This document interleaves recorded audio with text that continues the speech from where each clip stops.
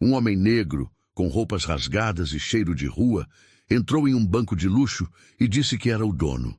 As atendentes caíram na risada, mas logo perceberam que haviam cometido um erro grave. O ambiente era frio, elegante e silencioso. Clientes sofisticados esperavam atendimento, enquanto funcionários em trajes sociais digitavam sem parar. Tudo parecia em ordem, até que ele entrou. O homem estava com o rosto castigado pelo tempo, roupas sujas e passos firmes. Trazia no olhar algo que ninguém ali conseguiu decifrar de imediato. Talvez orgulho, talvez dor, talvez os dois. O segurança se endireitou na cadeira, avaliando a cena com desconfiança. As atendentes também o notaram. Uma delas chegou a franzir o nariz. Mas ele seguiu, passo por passo, até o balcão principal. E então disse com calma: "Boa tarde. Preciso falar com a diretoria. Tenho pendências a resolver. Sou um dos proprietários deste banco." As palavras ecoaram como uma piada mal contada. Uma das funcionárias olhou para a outra e soltou uma risadinha abafada. A gerente, que estava saindo de uma sala, ouviu a frase e parou no meio do caminho. Havia um tom de deboche no ar. "Senhor, isso aqui não é triagem para abrigo", disparou uma das atendentes. "Se estiver precisando de ajuda, a gente pode indicar algum lugar." Ele não respondeu, apenas abriu lentamente o zíper de uma pasta velha que trazia junto ao corpo e retirou um envelope encardido, mas bem cuidado. Segurava como quem carrega algo precioso. "Está tudo aqui. Meu nome é Michael Carter, e eu vim retomar o que é meu." A funcionária deu uma gargalhada. "Carter? Tá dizendo que você é o Carter do nome da fundação do banco? Tá brincando, né?" Mas ele não sorriu, nem piscou. E naquele instante, mesmo sem saber exatamente por quê, alguns começaram a sentir um leve arrepio. O riso da funcionária ecoou no salão de mármore, como se alguém tivesse contado uma piada absurda. Outras atendentes logo se juntaram, balançando a cabeça em sinal de deboche. Clientes próximos também perceberam a cena, e alguns sorriram discretamente, como quem assiste a um espetáculo improvisado. "Olha, senhor", disse uma delas, ainda contendo o riso, "se o senhor quiser abrir uma conta, a gente pode encaminhar, mas não precisa inventar essas coisas, tá bom?" Michael não disse nada, apenas manteve o olhar fixo na mulher. Era um olhar calmo, mas cheio de dor acumulada. Um olhar que já tinha visto tudo: desprezo, abandono, traição e agora mais uma humilhação gratuita. O segurança, um homem branco corpulento, se aproximou já ajeitando o cinto e colocando a mão no rádio comunicador preso na cintura. "O senhor vai precisar se retirar. Aqui não é lugar para esse tipo de brincadeira", disse num tom mais ríspido, quase empurrando Michael com o corpo. "Eu não estou brincando", respondeu ele, sem alterar o tom de voz. "Eu fundei este banco com minhas próprias mãos. Eu e meu sócio há mais de 10 anos. E eu tenho provas disso." A gerente, uma mulher loira de meia idade, finalmente interveio, descendo os degraus do mezanino com postura impaciente. "O que está acontecendo aqui? Esse cidadão diz que é o dono do banco", respondeu a atendente, contendo uma gargalhada. "E trouxe uns papéis aí que, sinceramente, deixa eu ver", disse a gerente, estendendo a mão para o envelope. Michael hesitou. Olhou fundo nos olhos dela antes de entregar. "Só leia com atenção. Isso pode mudar tudo o que você pensa sobre mim." A gerente pegou o envelope com desdém, como quem recebe um folheto de propaganda em um semáforo. Tirou os papéis de dentro, passou os olhos rapidamente e franziu a testa. "Isso aqui parece registro de sociedade", murmurou. Ela examinou com mais atenção. O nome Michael D. Carter aparecia em vários documentos, ao lado do de outro. "Sócio, Richard C. Hale, atual presidente do banco." Por um instante, o deboche deu lugar ao silêncio. "De onde você tirou isso?" perguntou ela, agora mais séria.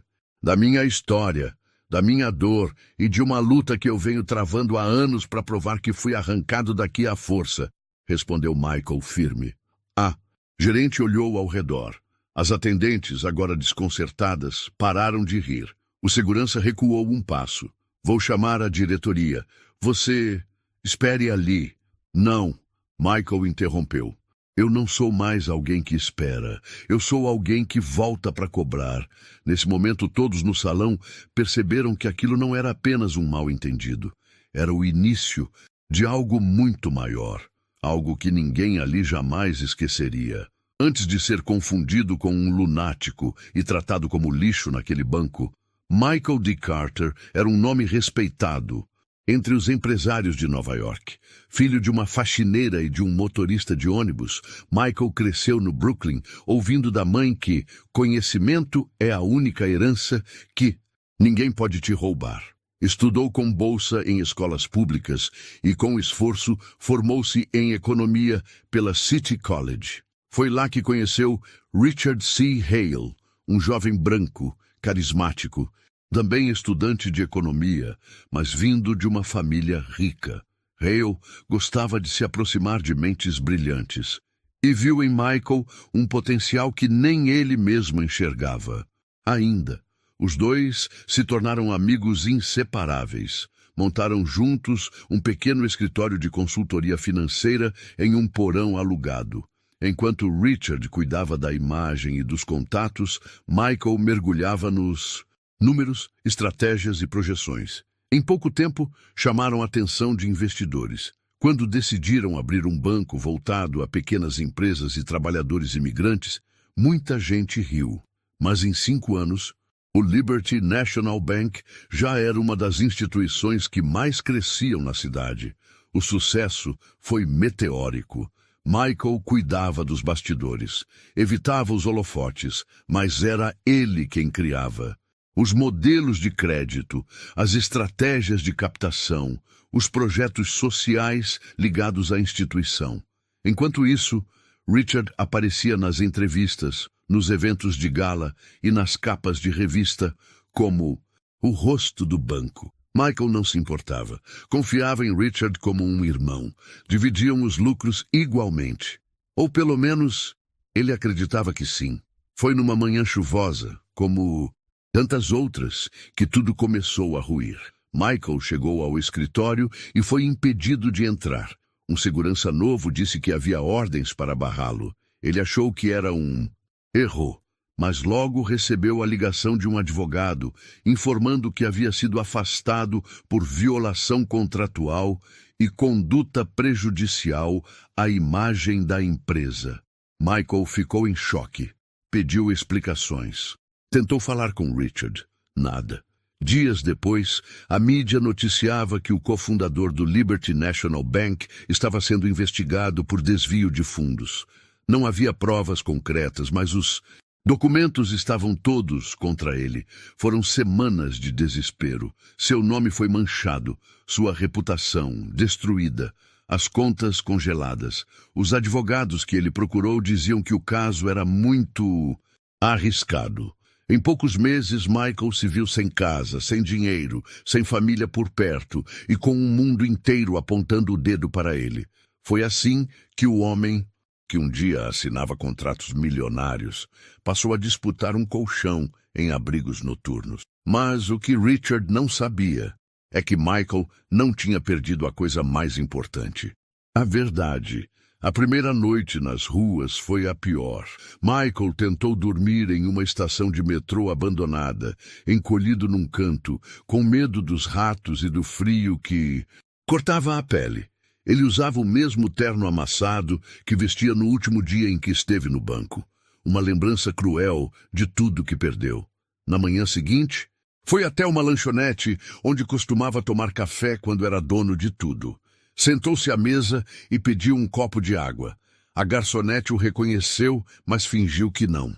Quando ele tentou puxar conversa, ela apenas disse: "A gerência não quer esse tipo de gente aqui dentro. Esse tipo de gente."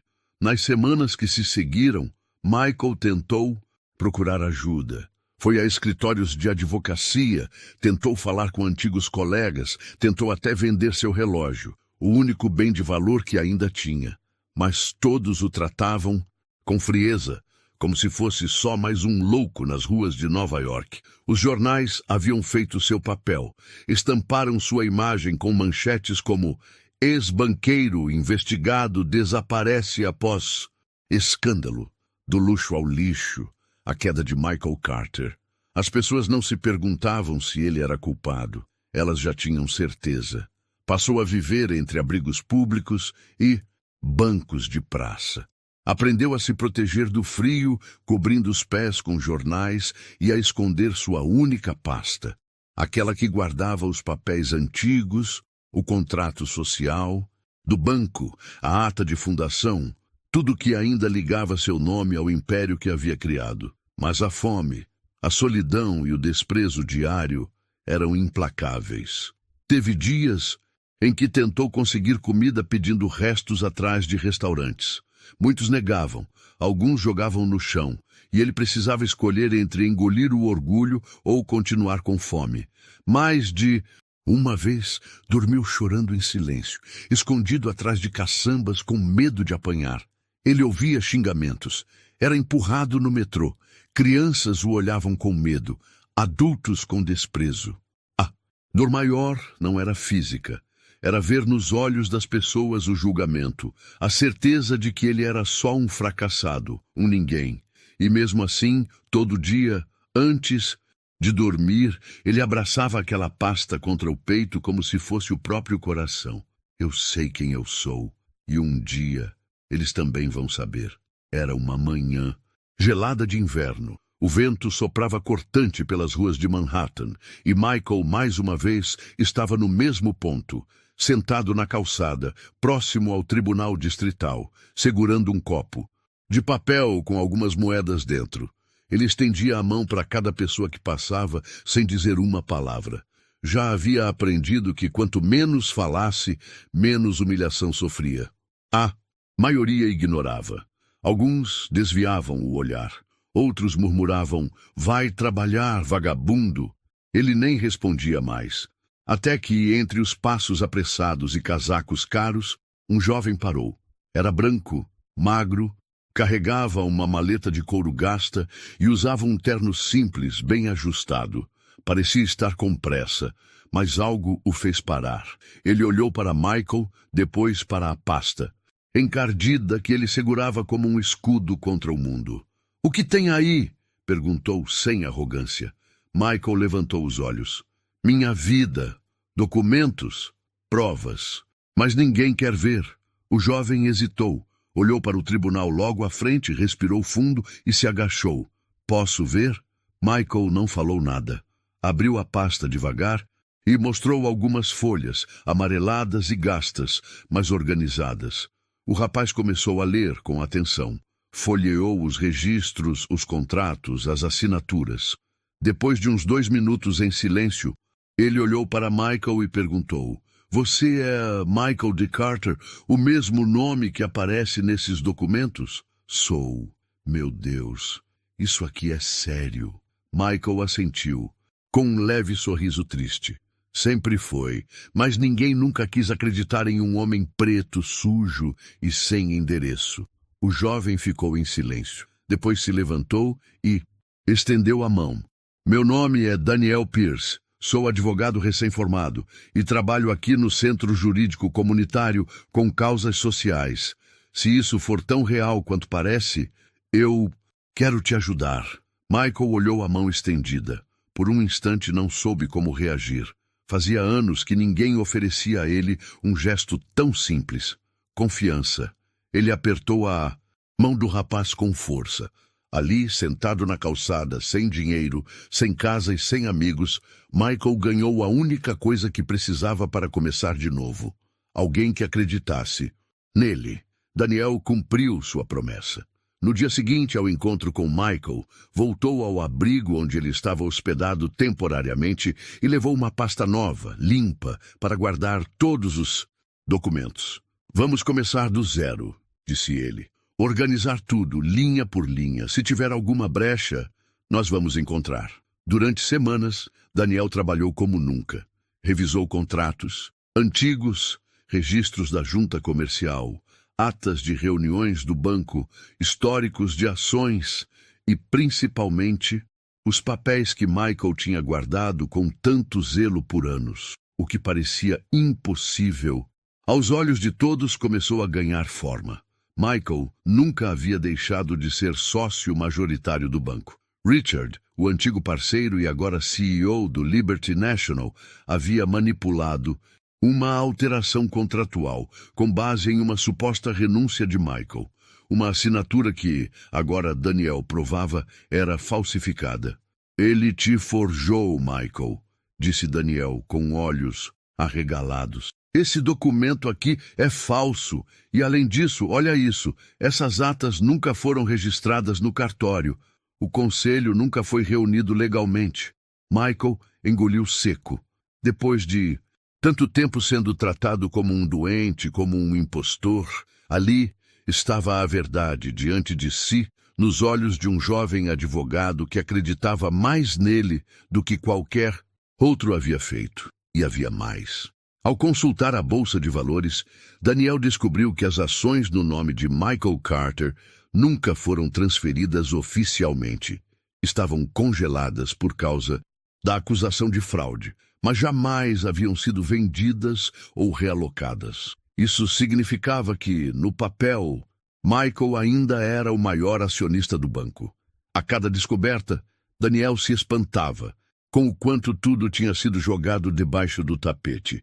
O que fizeram com você foi criminoso, Michael, e se a gente levar isso até o conselho de acionistas, com provas sólidas, você tem o direito legal de reassumir sua posição.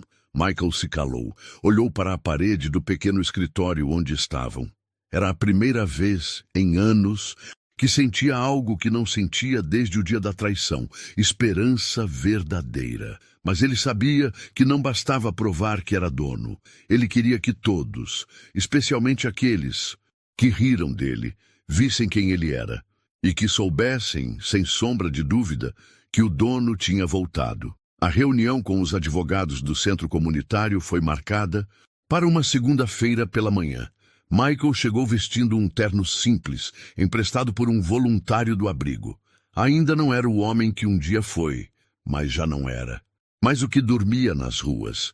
Daniel abriu a reunião com firmeza. Senhores, o Sr. Michael Carter é legalmente o maior acionista do Liberty National Bank. Estamos reunindo as provas para apresentar ao conselho diretor. Não estamos pedindo favores, estamos exigindo justiça. Os advogados mais experientes ficaram em silêncio por alguns segundos. Um deles murmurou: "Isso vai causar um terremoto." "É isso que a verdade costuma fazer", respondeu Michael. Durante dias, Michael e Daniel organizaram toda a documentação em ordem cronológica. Montaram uma linha do tempo, anexaram cópias autenticadas, declarações de testemunhas antigas e até um laudo de perícia confirmando que a assinatura que o tirou do banco havia sido falsificada. Mas Michael queria mais do que justiça fria. Ele queria que cada um daqueles que riu dele ao vê-lo como um morador de rua estivesse presente quando ele cruzasse aquelas portas de novo. "Eu quero que seja no mesmo banco", disse ele. "Naquela mesma agência onde riram da minha cara." "Você tem certeza?" perguntou Daniel. "Tenho. Eles precisam ver. Precisam olhar nos meus olhos e entender o que fizeram." A convocação oficial foi feita. Com os documentos reunidos, Daniel protocolou junto ao conselho acionista do banco a solicitação de uma assembleia emergencial. O motivo? Fraude na estrutura societária, omissão de documentos e usurpação de cargo. A resposta chegou 3 dias depois. A reunião estava marcada para a sexta-feira, às 15 horas, na própria sede do banco, a mesma onde tudo havia começado. Na manhã da reunião, Michael acordou cedo. Passou a mão no velho envelope onde guardava os documentos originais. Era o mesmo que ele carregava no dia em que foi humilhado no saguão do banco. Só que agora, aquele papel amassado valia milhões. Antes de sair, parou diante do espelho. Observou o rosto. As rugas estavam mais fundas, os olhos mais firmes. A dor havia deixado marcas, mas também havia deixado lições. Agora é hora de voltar. Era uma tarde comum no banco. As atendentes digitavam nos computadores, os seguranças conferiam o monitoramento interno e os clientes esperavam pacientemente por atendimento. Tudo parecia igual a qualquer outro dia, até que a porta giratória se moveu. Michael entrou. Desta vez, vestia um terno sob medida, sapatos bem engraxados e uma pasta de couro nova embaixo do braço. Atrás dele vinham 2 advogados. Um deles era Daniel, que agora carregava um envelope com o selo oficial do Conselho de Acionistas. As atendentes viram aquele homem negro, elegante, caminhando com passo firme. Por um momento não o reconheceram, mas ele as reconheceu. Cada rosto, cada riso, cada frase cruel que havia engolido semanas atrás. Uma delas arregalou os olhos. A outra ficou pálida. A terceira, que havia rido mais alto naquele dia, soltou um sussurro. Não pode ser ele. Michael parou exatamente no mesmo balcão onde havia sido humilhado. As mesmas funcionárias estavam lá. A gerente, que naquela ocasião havia recebido seus documentos com desprezo, saiu da sala dos fundos e congelou quando o viu. Ele sorriu. Um sorriso contido, respeitoso, mas com um peso silencioso por trás. Boa tarde, disse ele com a mesma calma de antes. Vim para a reunião com o conselho. Já devem estar me esperando. As mulheres se entreolharam completamente atônitas. O segurança, o mesmo de antes, se aproximou hesitante. Dessa vez, sem postura autoritária, apenas confuso. O senhor está aqui com... Daniel se adiantou, mostrando o documento com o selo dourado. O Sr. Michael Carter é o maior acionista desta instituição e está aqui para reassumir sua posição como membro fundador e presidente do conselho. Essas são ordens oficiais. O silêncio no saguão foi absoluto. As atendentes tentaram disfarçar o pânico. A gerente pigarreou, como se estivesse buscando alguma compostura que já não existia. Sr. Carter, por favor, me acompanhe. A sala está preparada. Michael deu 2 passos, depois parou. Virou-se lentamente para as 3 funcionárias. Lembram de mim? Elas baixaram os olhos. Nenhuma respondeu. Quando entrei aqui semanas atrás, vocês riram. Riram da minha aparência, da minha dor. Riram da possibilidade de um homem como eu ser dono deste lugar.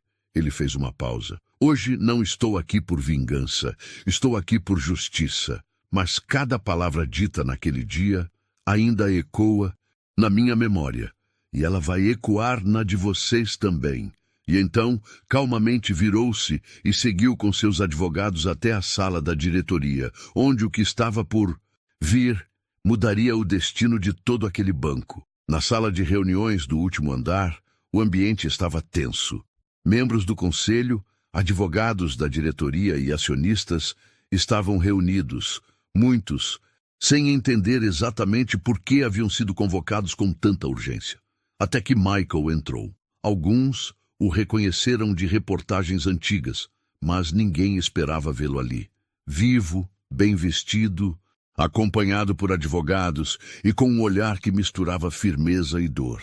Logo atrás dele, Daniel colocou os documentos sobre a mesa. Estamos aqui para apresentar provas de fraude documental, falsificação de assinatura e usurpação societária. O Sr. Michael Carter foi removido ilegalmente da estrutura do banco, mesmo sendo o sócio majoritário desde sua fundação. Murmúrios começaram a ecoar pela sala. Um dos acionistas mais antigos que conheceu Michael na época da fundação levantou-se surpreso. Carter, é você mesmo? Michael assentiu com a cabeça. Eu fundei este banco com minhas próprias ideias, minha própria história e meu próprio suor, e fui arrancado dele como um criminoso, por alguém em quem confiei. Nesse momento, a porta se abriu. Novamente, e quem entrou foi Richard C. Hale, o sócio traidor. Vestia um terno impecável, mas o rosto estava visivelmente nervoso. Ele havia sido informado da reunião em cima da hora. Não sabia que Michael estaria ali. Não sabia que a verdade viria à tona. Mas o que está acontecendo aqui? Perguntou, olhando ao redor. Daniel, não. Perdeu tempo. Sr. Hale, temos provas de que sua equipe forjou documentos para remover ilegalmente o Sr. Carter da sociedade. A perícia confirmou a falsificação de assinaturas. Temos registros, testemunhos e atas inválidas. Isso aqui é um dossiê completo. Richard tentou argumentar, mas foi interrompido por um dos membros do conselho. Espere, você nos disse que o Michael havia renunciado, que ele estava envolvido em escândalos. Tudo mentira, disse Michael firme. Vocês nunca se perguntaram por que eu sumi? Por que ninguém me ouviu? Porque ele cuidou de enterrar minha história. Mas esqueceu que a verdade tem raízes.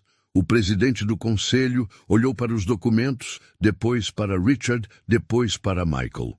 A partir de hoje, Richard Hale está afastado de suas funções. O Sr. Michael Carter reassume sua posição como acionista majoritário e terá direito a nomear nova diretoria. Além disso, os responsáveis pelas fraudes responderão judicialmente. Richard ficou sem palavras. Seu império estava desmoronando diante dos seus olhos. Michael, porém, não comemorou.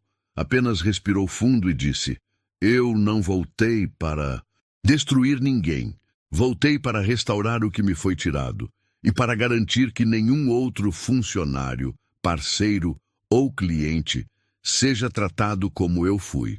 No mesmo dia, Michael determinou uma investigação interna sobre práticas de discriminação, criou um comitê de inclusão e anunciou que todos os funcionários passariam por um treinamento intensivo de ética e respeito. E as 3 atendentes que zombaram dele foram convocadas para um comunicado formal. Michael olhou para elas e disse: Não desejo mal a nenhuma de vocês, mas que isso sirva de lição. Nunca julguem um ser humano pela aparência. A dor que ele carrega pode ser maior do que vocês imaginam. O nome Michael D. Carter voltou a aparecer nos jornais, mas, dessa vez, de forma muito diferente. Homem que foi expulso do próprio banco, prova fraude e reassume controle como maior acionista, dizia a manchete do New York Times. Ex-morador de Bundersitten, Rua vira presidente de banco em virada histórica, estampava o Daily News. Michael se tornou um símbolo, não apenas de superação, mas de dignidade, de resiliência, de justiça feita, sem ódio, sem violência, apenas com coragem, inteligência e verdade. Em sua primeira entrevista pública, ele foi direto. O que fizeram comigo quase me matou, mas também me deu força para lutar não só por mim, mas por todos que já foram calados, ignorados ou julgados pela aparência. Ele criou a Fundação Renascer, voltada para capacitar moradores de rua, ex-presidiários e imigrantes com potencial empreendedor. O primeiro programa da Fundação oferecia treinamentos em finanças, acesso a microcrédito e apoio jurídico gratuito. Voltou aos mesmos abrigos onde dormiu anos atrás. Dessa vez, não para pedir ajuda, mas para oferecê-la. Na sede do banco, determinou que nenhum funcionário poderia ser promovido sem antes participar de um treinamento obrigatório sobre preconceito estrutural, empatia e dignidade humana. Alguns questionaram se era mesmo necessário. Michael respondeu com um simples: se alguém tivesse aprendido isso antes, talvez eu nunca tivesse sido chutado por aquela porta. Quanto às atendentes que riram dele, 2 pediram demissão sem suportar a vergonha. A terceira, a mais jovem, pediu desculpas, sinceras, chorando. Michael a ouviu e depois, de um longo silêncio, disse: crescer dói, mas aprender é o que nos torna humanos. Ela ficou. Hoje é uma das funcionárias mais respeitadas da agência. Michael caminhava pelos Corredores do banco com passos calmos, nada de seguranças, nada de pose.